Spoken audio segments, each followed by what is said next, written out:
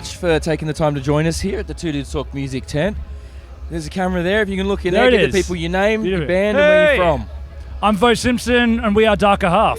Hell yeah. Danny Ritz, guitar and backing vocals. Dom Simpson, drums. Wonderful. So you guys flew in this morning, is that right? Yeah. Wonderful. And how was the trip? It was good. First time I've ever been on a propeller plane. It was fucking buzzed like a motherfucker. Yeah. I was going to say, that would have been a bit fucking... It was interesting. It felt like a flying van. Yeah, that's... We took like a pretty hectic left turn coming into Broken Hill, and it was just like so out of nowhere. And it was quite terrifying, like, because the plane is like a cigar box essentially, but just feeling that, and they were cool, but I didn't expect it to go so fast. Yeah, I mean, I looked at flying in for it, but it was like, I don't know.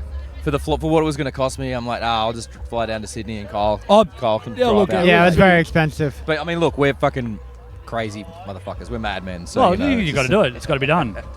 I mean, plus, we had a lot of stuff to bring, and I didn't think they were going to let me bring it. Well, we're getting paid too, though. They'd be careful on the weights on those small planes, you know what I mean? Well, you think they would, but they didn't actually weigh our gear this time. They just threw it all on. They didn't give a shit. Holy shit. It was good. They're brave.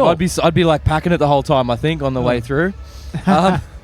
So, I mean, yeah, it's... I mean, obviously, y'all haven't been hanging around. You haven't seen too many of the bands because, just got in. But, what do you think?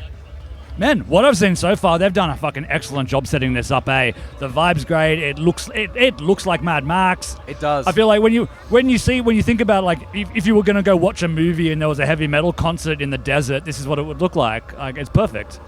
I feel like it should just be a requirement now. Every festival that happens in Australia needs to have this vibe. Because we always go on about being metal and looking hard and having all the wasteland vibe. And now just being here, first time being this outback as well in Australia. Yeah. Definitely just an experience, just seeing it, being amongst it. It's super cool. It is. Look how fucking red this shit is. Look at this shit. It's so fucking red.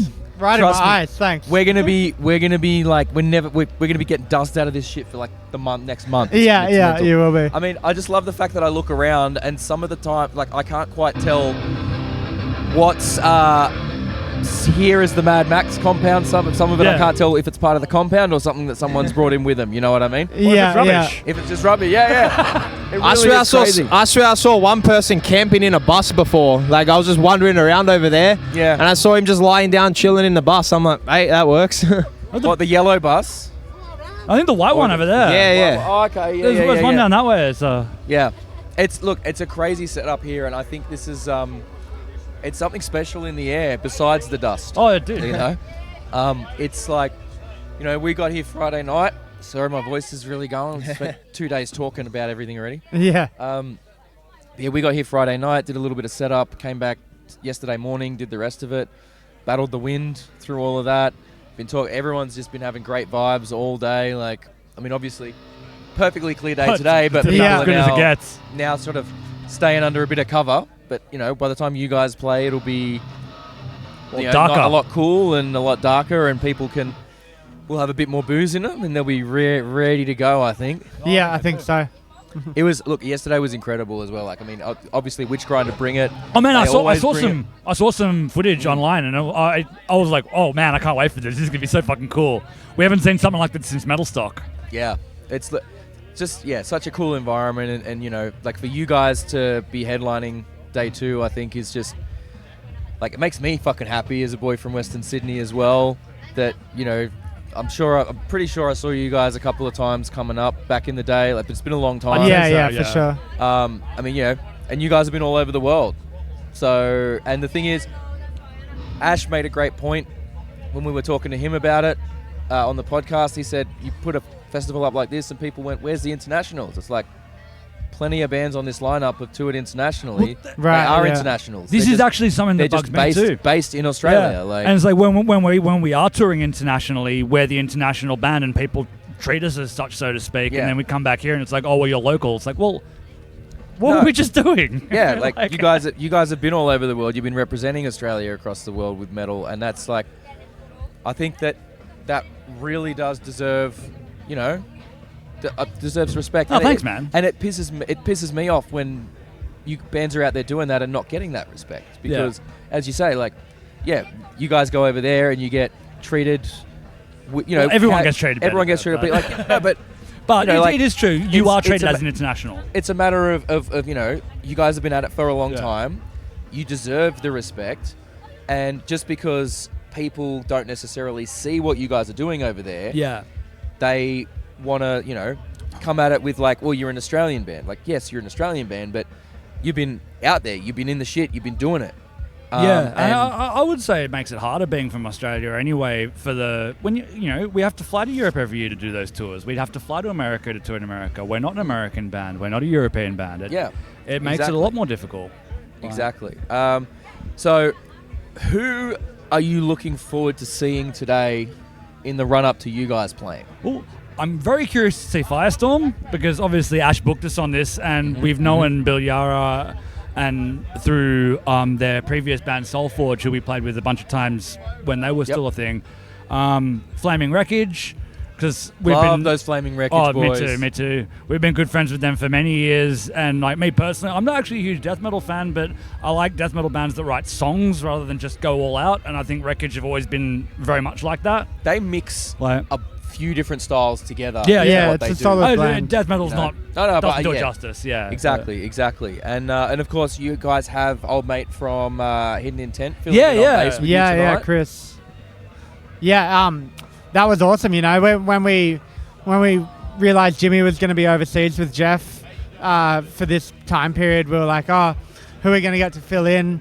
And we thought, well, we know half the bands at the festival, so one of them for sure makes sense. And then we were like, Chris would be the perfect fit, and I know he loves the type of music we do. Like, he's very much a thrash guy when he's playing with Hidden Intent, but he loves the melodic rock kind of thing too. So he was and I mean, he's already going to be out here, so you don't have to ask someone to shell out for the trip. That was when actually they're already coming. That was something as well. We wanted to get someone who was already out here for this one.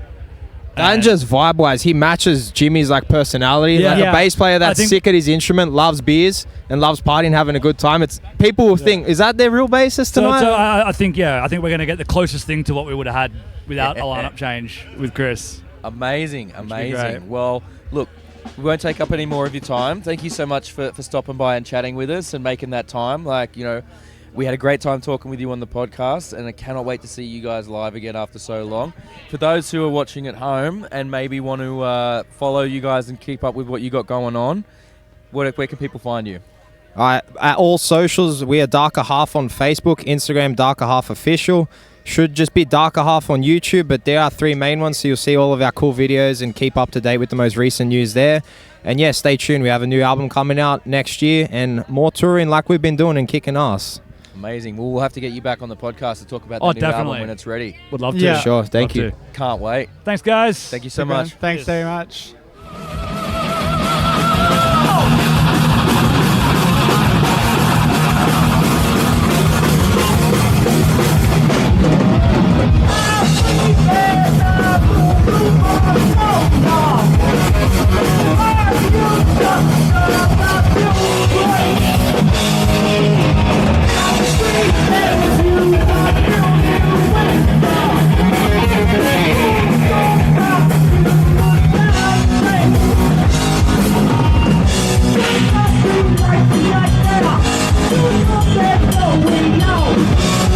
Are you ready for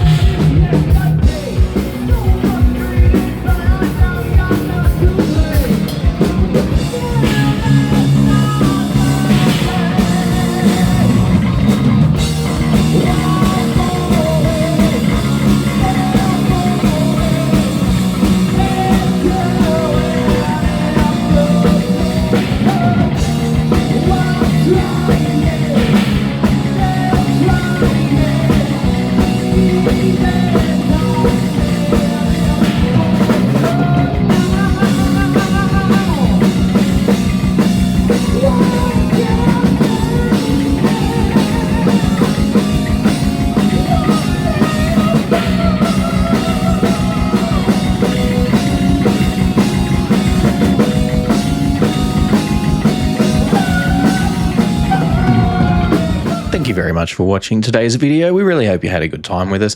If you did, consider hitting the like and subscribe buttons down there and ring that bell so you get notified of all the videos we've got coming out.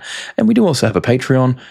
If you're interested, you can head on over there. You can get all the videos early and ad-free. So, a little bit of a benefit. It's only a couple of bucks a month. But if not, thank you very much for watching anyway, and we'll catch you guys next time.